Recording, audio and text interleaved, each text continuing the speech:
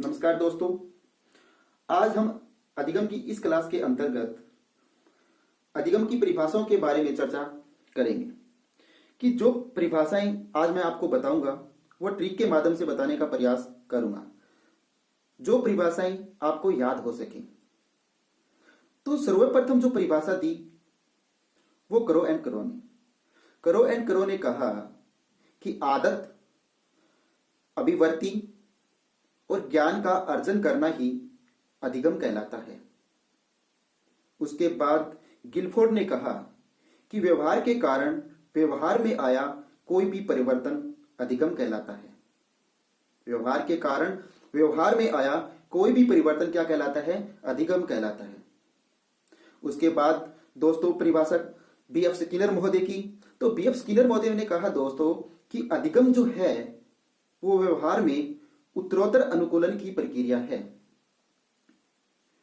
उसके बाद जो परिभाषा है गेट्स महोदय की, गेट्स महोदय ने कहा दोस्तों कि प्रशिक्षण और अनुभव के कारण व्यवहार में जो परिवर्तन होता है वो अधिगम कहलाता है। ऐसी ही परिभाषाएं दोस्तों मैंने आज आपके सामने इस बोर्ड पे लिख रखी है और वो परिभाषाएं मैं आपको ट्रिक के माध्यम से बताऊंगा। और ये दोस्तों ये परिभाषाएं जो है वो पीछे जितने भी एग्जाम हुए हैं, जैसे रीट का, पीटीआई का, फर्स्ट ग्रेड का, सेकंड ग्रेड का, इन सभी परीक्षाओं में इनमें से कोई ना कोई परिभाषा हर एग्जाम के अंदर पूछी गई है।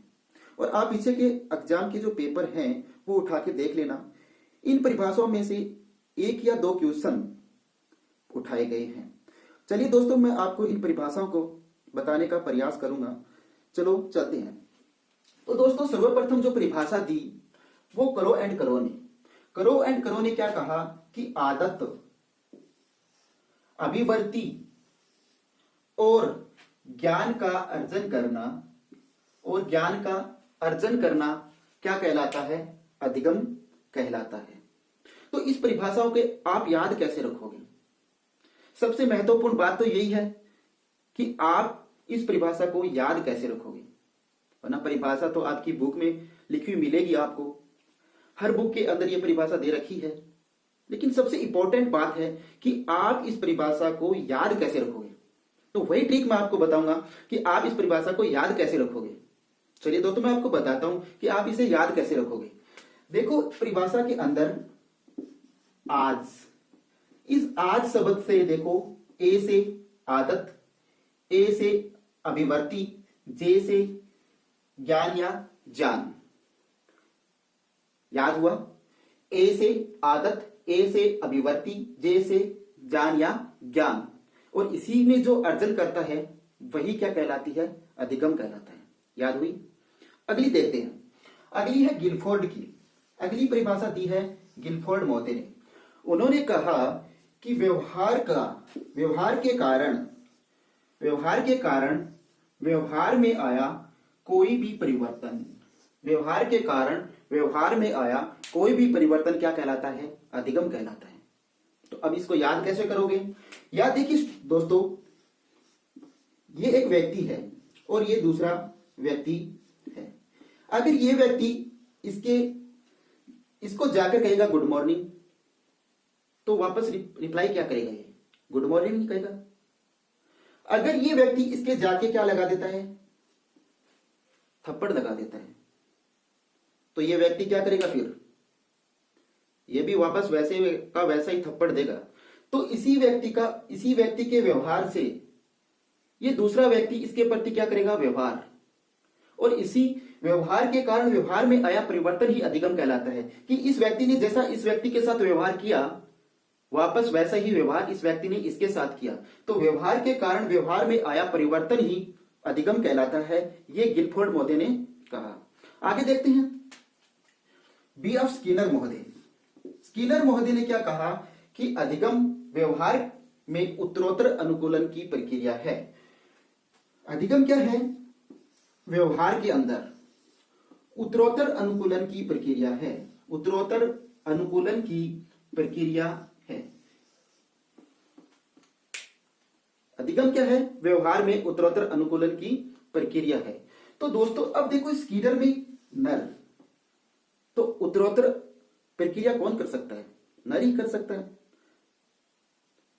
व्यवहार में उत्तरोत्तर प्रक्रिया कौन कर सकता है? केवल नर ही कर सकता है। तो अधिगम व्यवहार में उत्तरोत्तर अनुकूलन की प्रक्रिया है और उत्तरोत्तर अनुकूलन की प्रक्रिया केवल नर कर सकता है। तो यह परिभाषा किसने दी? स्किनर महोदय ने। अगली परिभाषा के बारे में जानते हैं, विलियम वुडवर्थ। विलियम वुडवर्थ महोदय ने क्या कहा कि अधिगम विकास की एक प्रक्रिया है। इसमें देखना दोस्तों कि V और V सबसे ज्यादा क्या आ रहा है? वह आ रहा है ना इसमें। तो देखो अधिगम विकास की एक प्रक्रिया है। यह परिभाषा तो सिंपल है, याद रह जाएगी कि अधिगम विकास की एक प्रक्रिया है। इन्होंने दूसरी परिभाषा क्या दी कि नवीन ज्ञान एवं नवीन प्रतिक्रियाओं का अर्जन करना अधिगम कहलाता है। क्या? नवीन ज्ञान एवं नवीन प्रतिक्रियाओं का अर्जन करना क्या कहलाता है? अधिगम कहलाता है। तो इसको याद कैसे रखोगे? इसमें देखो वह और वह, इसमें देखो वह नवीन और इसमें नवीन, दो वह आ रहे हैं। तो इससे आप क्या अंदाजा लगाओगे कि ज्यादा वह किस में आ रहे हैं? दोनों में आ रहे हैं, विलियम वुडवर्थ में और नवीन में। तो याद रखना नवीन और नवीन जहां पर आए वो परिभाषा किसने दी है? विलियम वुडवर्थ महोदय ने। उसके आगे दोस्तों परिभाषा देखते हैं हम आईजैक की। अधिगम नवीन या स्थायी परिवर्तन के अंतर्गत सीखने की प्रक्रिया है। अधिगम क्या है? इन्होंने कहा कि अधिगम नवीन एवं स्थायी परिवर्तन के अंतर्गत सीखने की प्रक्रिया है। तो आई मतलब आंख। आंख से हम कोई भी नई चीज देखते हैं। आंख के द्वारा हम जब कोई नई चीज देखते हैं तो उस मस्तिष्क के अंदर उसकी इमेज हमारे अंदर स्थायी हो जाती है। मस्तिष्क के अंदर उस वस्तु की इमेज जो होती है, जो चित्र होता है, वो हमारे मस्तिष्क में क्या हो जाता है? स्थायी हो जाता है। जैसे किसी व्यक्ति ने कोई हाथी पहले कभी नहीं देखा, जो व्यक्ति सर्वप्रथम हाथी को देखता है तो उसके मस्तिष्क के अंदर एक इमेज का निर्माण हो जाता है और वो स्थायी हो जाता है। जब वो कभी भी वो वापस उसको देखेगा तो उसको याद आएगा कि ये हाथी है। तो नवीन और स्थायी परिवर्तन के अंतर्गत सीखने की प्रक्रिया है। ये बात हम किससे देखते हैं? अपनी आंखों से। तो आई से याद क्या रखेंगे? आईजैक से क्या रखेंगे? इसकी परिभाषा याद रखेंगे। उसके बाद है गेट्स। दोस्तों प्रशिक्षण और अनुभव के कारण व्यवहार में आया परिवर्तन अधिगम कहलाता है। तो दोस्तों गेट्स जब भी हम स्कूल जाते हैं, स्कूल जाते वक्त सर्वप्रथम हमारे सामने क्या आता है? गेट। सर्वप्रथम हमारे सामने क्या आता है? गेट आते हैं। अब जब उस गेट में हम प्रवेश कर जाते हैं, कहने का अर्थ है जब अपन स्कूल के अंदर प्रवेश कर जाते हैं तो स्कूल के अंदर हम क्या प्राप्त करते हैं? क्या दिया जाता है हमें? प्रशिक्षण। तो हम स्कूल में जाते ही सर्वप्रथम हमें क्या प्राप्त होता है? प्रशिक्षण। और प्रशिक्षण वहां पर प्राप्त करके हमें क्या होता है? अनुभव होता है। तो प्रशिक्षण प्राप्त करने के बाद जो अनुभव होता है उसी के कारण व्यवहार में क्या आता है?